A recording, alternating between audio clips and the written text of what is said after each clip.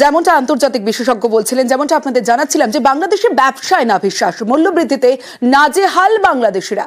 এবার শিল্পপতিদের মধ্যেও একটা আতঙ্ক কাজ করছে। ব্যবসা গোটাতে চাইছেন বাংলাদেশের শিল্পপতিরা। যুদ্ধ জিগিরে জনমন ভোলানোর চেষ্টা।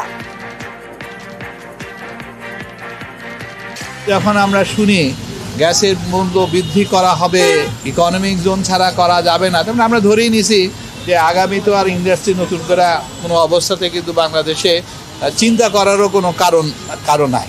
এক্সিট পলিসি এটা আপনি আমাদেরকে করে দেয়, কারণ এই জেলে যাওয়ার থেকে বরং একটা এক্সিট পলিসি করলে অন্তত মান সম্মান নিয়ে যারা ব্যবসা করতে পারতেছে না তারা আমরা ফেরত যেতে পারি।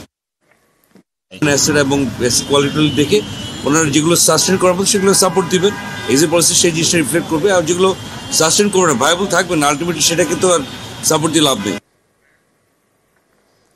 ভারতের সঙ্গে বিভিন্ন চুক্তি বাতিল করতে চাইছে বাংলাদেশ, আর এ নিয়ে আলোচনায় ফেব্রুয়ারিতে ভারতে আসছে বাংলাদেশের প্রতিনিধি দল, দাবি ইউনূস সরকারের স্বরাষ্ট্র উপদেষ্টার।